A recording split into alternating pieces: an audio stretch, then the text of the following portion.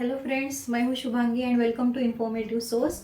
आज हम लोग डिस्कस करेंगे sterilisation of instruments. In previous video we already discuss about the sterilisation of operation theatres. So today's topic of discussion is sterilisation of instruments. आप लोगों को पता है कि आफ्टर सर्जरी जो इंस्ट्रूमेंट हमारे कंटामिनेटेड होते हैं ब्लड से या फिर माइक्रो ऑर्गेनिज्म से, उन्हें रीयूज करना पड़ता है नेक्स्ट सर्जरीज के लिए। तो उसके लिए रीयूज करने से पहले हम लोगों को उनको स्टराइल करना बहुत ज़रूरी होता है ताकि क्रॉस इन्फेक्शन ना हो सके, क्योंकि क्रॉस इन्फेक्शन होता है अगर हम लोगों ने इंस्ट्रूमेंट को अच्छे से स्टराइल नहीं किया तो। So to avoid the cross infection of person to person, to avoid the cross infection we should sterilise the instruments before reusing it. तो हम लोग स्टेप वाइज देखेंगे कि इंस्ट्रूमेंट को डायरेक्टली स्टराइल नहीं करते हैं, उसका भी step wise distribution of cleaning रहता है। So first is a decontamination. Decontamination means क्या होता है कि जो भी कंटामिनेटेड इंस्ट्रूमेंट्स होते हैं उनको हमें डीकंटामिनेट करना पड़ता है। सो डीकंटामिनेशन में सॉल्यूशन का यूज करके हम लोग इंस्ट्रूमेंट्स को, जो पैथोजेनिक ऑर्गेनिजम्स रहते हैं उनको, उनका ग्रोथ हम लोग स्टॉप करते हैं, वो मल्टीप्लाई होना स्टॉप होता है with the help of decontamination.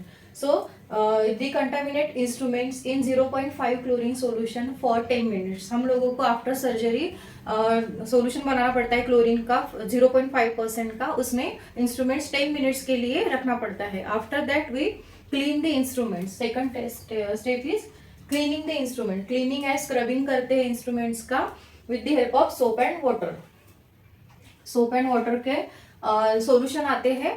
With the help of that solution, we should clean and scrub the instrument after decontaminating it. Then third step आता है disinfection। अभी स्टरलाइजेशन के पहले हम लोग डिसइंफेक्शन करते हैं। बहुत बार इन इमरजेंसी में स्टरलाइजेशन करने के लिए अगर टाइम नहीं रहा, क्योंकि स्टरलाइजेशन का लॉन्ग प्रोसेस होता है, तो in emergency we can perform disinfection of the instrument. We can use disinfected instruments in emergency because it somehow like a sterilization because इसमें जो पैथोजेनिक ऑर्गेनिजम्स रहते हैं वो किल होते हैं और उससे इन्फेक्शन होने के चांसेस बहुत कम होते हैं। It is not harmful after disinfecting the instruments, but as compare to sterilisation ये सेफ नहीं रहता है, क्योंकि स्पोर फॉर्मिंग जो ऑर्गेनिजम्स रहते हैं, जो स्पोर फॉर्म करते हैं, वो आफ्टर स्टरलाइजेशन ही किल होते हैं। इसलिए the safest method is sterilisation, but in emergency you can use disinfecting the instrument, then you can use that instruments। तो डिसइंफेक्शन के लिए हम लोग क्या यूज करते हैं? 2% साइडेक्स। 2% साइडेक्स सॉल्यूशन बना के हम लोगों को इंस्ट्रूमेंट्स को उसमें 20 मिनट्स के लिए डिप करके रखना है। After that we can use the instruments in emergency. But अगर आपको यूज नहीं करना है तो after disinfecting the instrument we can send it for the sterilisation method. So वहाँ पे दो मेथड्स आते हैं डिसइंफेक्शन के।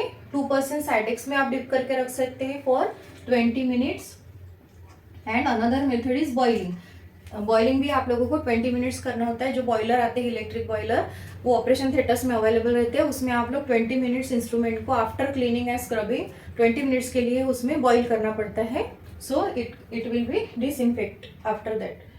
देन आता है last step is sterilisation. What is sterilisation? In sterilisation it is the process to kill, totally kill spore forming organism, fungi और bacterias which are harmful for the body. तो ये सब infection को कम करने के टोटली इसको क्या करते हैं, वो किल करते हैं ऑर्गेनिजम्स को, जो भी स्पोर फॉर्मिंग रहते हैं, all types of organism killed by the sterilisation method. So sterilisation में दो मेथड्स आते हैं, एक केमिकल एंड एक स्टीम और moist heats.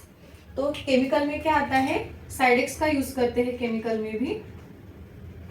So use the Cidex for the chemical method. तो इसमें साइडेक्स में हम लोगों को 10 to 12 आवर्स इंस्ट्रूमेंट्स को डिप करके रखना पड़ता है। After 10 to 20 hours 10 to 12 hours we can use the instrument for the surgeries। तो आफ्टर 10 to 12 आवर्स होने के बाद ही वो टोटली स्टराइल होते हैं। देन आता है, ये हो गया chemical method of sterilisation. Then second आता है स्टीम और मॉइस्ट हीट। तो इसमें क्या आता है, ऑटोक्लेविंग। इसे हम लोग ऑटोक्लेविंग भी कहते हैं। इसमें ऑटोक्लेव मशीन रहती है। With the help of that machine it generates the moist heat at 121 degree centigrade temperature for 30 minutes.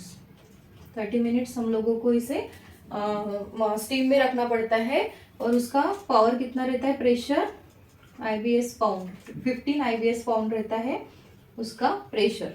तो इस तरह से हम लोग स्टीम दे के इंस्ट्रूमेंट्स को ऑटोक्लेव करते हैं। After that we can use the instrument for the surgery which is totally Sterlite.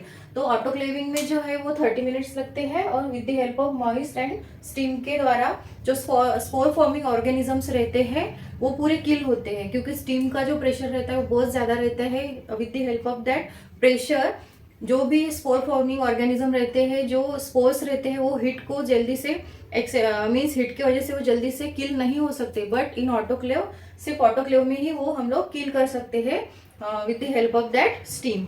So this is the steam sterilization or moist heat sterilization, or also called as a autoclaving, and this is chemical. So this is the stepwise description of the instrument sterilization. You should know the steps, because step wise ही आप लोगों को instrument को स्टराइल करना पड़ता है। इसमें और एक पॉइंट है कि जब हम लोग केमिकल यूज करते हैं, मीन्स साइडेक्स यूज करते हैं, यहाँ पे भी डिसइंफेक्शन के लिए भी इमरजेंसी में हम लोग साइडेक्स यूज करते हैं। तो आफ्टर मीन्स यूजिंग साइडेक्स सोल्यूशन, आप लोगों को इंस्ट्रूमेंट निकालने के बाद you should wash thoroughly with the help of Sterlite water. अगर आप लोगों ने डायरेक्टली यूज किया साइडेक्स में से निकाल के, तो वो पेशेंट के लिए हार्मफुल रहता है, इरिटेटिंग रहता है, उससे स्किन रैशेज या फिर इरिटेशन भी पेशेंट को हो सकता है। इसलिए हम लोगों को साइडेक्स में से इंस्ट्रूमेंट निकालने के बाद उनको क्लीन करना पड़ता है with the help of Sterlite water. तो आप लोगों को ये चीज़ें ध्यान में रखनी है।